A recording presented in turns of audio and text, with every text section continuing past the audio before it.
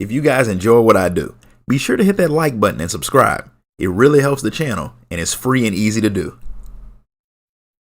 Welcome to my channel where we cover the lore of Final Fantasy XIV.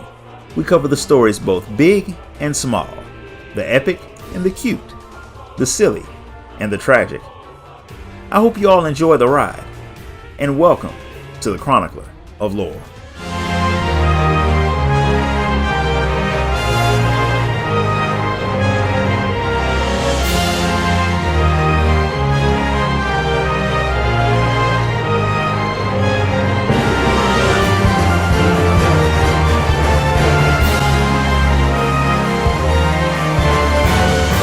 In Old Charlian, the Warrior of Light runs into a loperate named Jammingway who has been searching all over for you.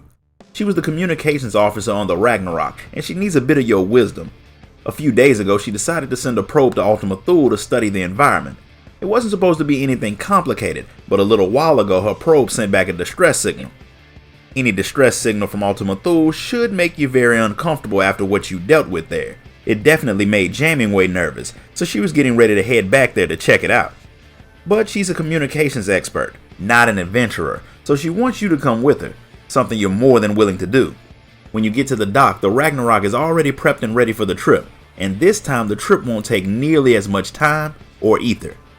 After your last trip, the ship is strongly connected to Ultima Thule for reasons Jammingway hasn't been able to figure out, but for some reason that we'll probably learn about when it causes us a problem, the ship exists both in Labyrinthos and Ultima Thule at the same time. Whatever the reason, the trip is almost instantaneous, so you and the Loperate hop over to Ultima Thule where she tells you what her real fear is. If you can travel to the edge of the universe at warp speed, whatever the threat her probe sensed is can reach your world the same way, which means you need to deal with the problem fast. The distress signal came from base Omicron, so the two of you head there. When you find Jammingway's probe, one of the Omicron has already gotten to it, and since it was so primitive, it decided to send a warning. Jammingway doesn't take too kindly to having her work called primitive, but she is curious about what N7000 was trying to warn them about, so she decides to dismantle the Omicron after it tells her. Not long after the Warrior of Light came in contact with the Omicrons, they noticed a powerful burst of energy from the remnants of a lost world. The energy wave didn't cause any damage, but it held a message from Stigma 1. The message was just one word: live. The message reached Stigma 4, which had been dormant for a long time, and when the message woke it up, it went back to its old job of making weapons of mass destruction. And there's a 99% chance that it'll shoot those weapons straight at your homeworld once they're done. If you destroy it, that would stop it from making weapons, but its abilities are needed if the Omicron are going to survive. Plus, killing it or turning it off would be counter to the command of Stigma 1. The third option comes from Jammingway.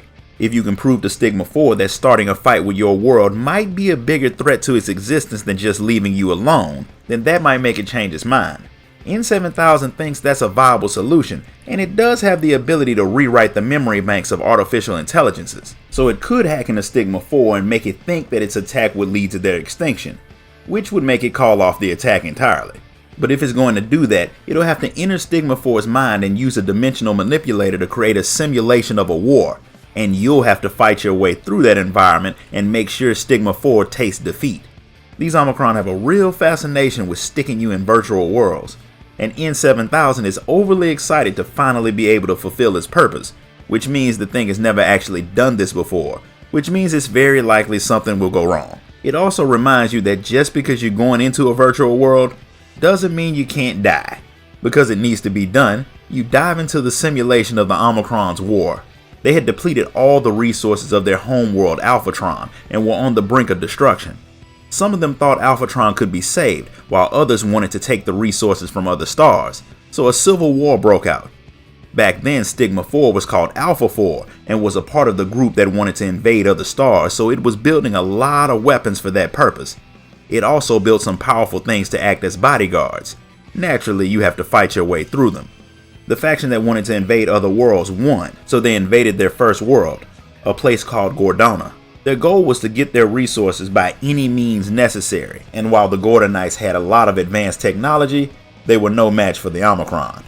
After they conquered the world, the Omicron started building new machines with the local materials. After attacking more and more places, they came to the Dragon Star. The dragons were the strongest things they had ever faced, and after capturing and studying some of them, Stigma 4 learned about adaptive evolution. Those principles were used to design the Omega model that you know very well. After fighting your way through an incredible story, you finally reach Stigma 4's core, and using your greatest skill, you break it. Back in the real world, N7000 lets you know that the mission was a success, and Stigma 4 has stopped making weapons and started making diplomatic hologram units instead. Since the war has been averted and N7000 no longer has a purpose, it decides to turn itself off, permanently. But Jamming-Wei and the Warrior of Light point out that turning itself off will be going against the order to live, and instead it could use its abilities to be helpful. Granted, outside of war, it has no idea what to do with itself. With its ability to access Stigma 4's memories, Jamming-Wei thinks it can find knowledge of lost civilizations and create simulations where people could learn about them, which sounds like some content I would definitely like to play through. But there's the next question of what to do once that's done. N7000 thinks that it'll eventually run out of things to do, and then it'll turn itself off. For some strange reason, Jamming-Wei thinks that once N7000 gets bored, it can open a cafe. One like the Last Stand in Old Charlian, where people can gather and plan for a brighter future, and maybe, just maybe, that'll help improve the lives of other people throughout the universe. N7000 thinks the idea is weird, but it finds it interesting enough to keep itself active for a while. And since there are plenty of empty structures around, there's a perfect spot for a cafe, one that Jamming-Wei plans on calling the Last Dregs and will run it herself. And honestly, I can't wait to see how it looks once it's finished. This concludes the story of the Stigma Dreamscape. If you enjoyed this video, do all of the YouTube things. Hit the like button, subscribe, ding that notification bell, join the Discord, and if you really want to show your support, sign up to become a member of the channel. Until next time guys, later.